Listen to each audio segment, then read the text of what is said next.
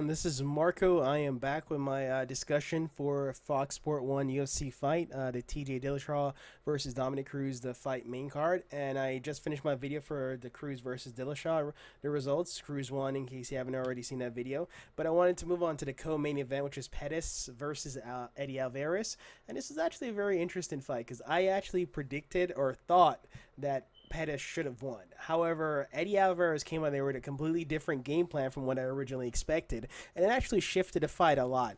And as a result, Eddie Alvarez implemented a game plan that Rafael dos Anjos did against Anthony Pettis to defeat him, which was he out-wrestled him and really just wore him down with his wrestling and then outstruck him. And so overall, that's what Eddie Alvarez did. His plan was to really wear him down, use his wrestling to get him tired, so that way he wasn't as effective with his striking and his leg kicks, which of course is his biggest weapon. Is Pettis' leg kicks is really good, and Eddie Alvarez is known more as a boxer. So it would have been a boxing versus kicking match had Eddie Alvarez not went the wrestling route. But however, he played smart.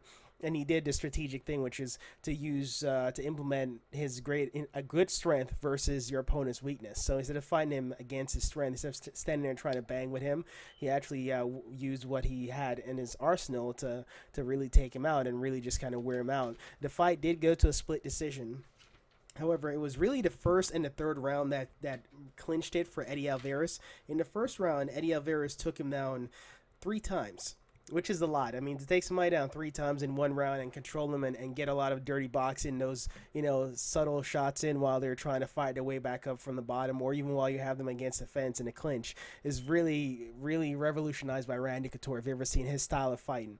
And that's what Eddie Alvarez did, is that he used that dirty boxing to wear him down in the first round. You could tell in the second round that Pettis was a little bit slower. He wasn't as fast as he was in the first round, but he was a little bit slower. He wasn't gassed or anything like that, but you could tell it had an effect on him.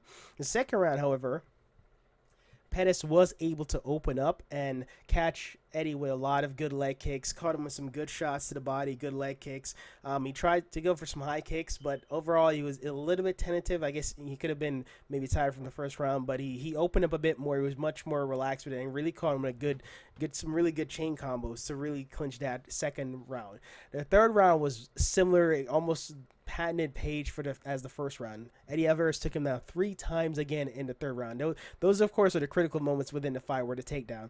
Besides the takedowns, there weren't really any big exchanges or anybody getting rocked or stunned. It was more so a grindy wrestling game plan versus somebody who's trying to, catch him with leg kicks and Muay Thai.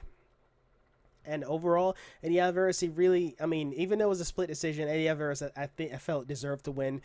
He did throw some leg kicks as well as some punches too to mix it up to kind of make Pettis aware that he had other tools in his arsenal. But overall, Pettis' fear of the takedown is what slowed him down and made him a little bit more gun shy compared to how you normally see him. And as a result, it allowed Alvarez to catch him even when he wasn't doing takedowns, to catch him with strikes and even some leg kicks of his own. So and it's really good to show your opponent multiple faces, so that way they're not sure what you will do, whether it's a takedown, a strike, a punch, whatever it might be. And so Eddie Alvarez had a more complete game plan and was able to implement it to get the victory. And so overall, Eddie Alvarez is asking for a fight with Rafael dos Anjos.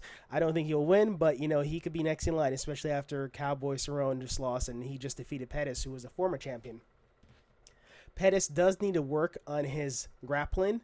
That's the only way he'll be able to really be a threat again in this division. He lost this way to Rafael dos Anjos, now to Eddie Alvarez. And Clay Guida, if I'm pronouncing his last name correctly, excuse me if I'm not, he was the one that originally defeated Pettis this way, and seems like everybody's taking a page from his book and modifying it for their taste. Rafael dos Anjos, of course, did it, now Eddie Alvarez. So he really needs to plug that hole in his game plan and work in his grappling and just work in his jiu-jitsu too, in case he does get taken on. Those are the 2 weaknesses that Pettis has right now, and if he doesn't fix them, I don't see him really challenging for the title unless he's somehow able to knock people out before they take him down to the ground. But he doesn't, his hands aren't that powerful. I mean, of course his leg kicks are, but I don't see it happening, not in this division. They're usually very hard to knock out 155, but that's, it depends. Unless you're Rafael dos Anjos, then yeah, that's a different story. So overall, definitely give it up to Eddie Alvarez for that, and I'm curious to see how he will actually prepare and if he will have a strategic game plan ready for Rafael dos Anjos, the same way he did a completely different game plan from what I expected for this Pettis fight. All right, thank you guys for watching. I'll see you guys in the next video.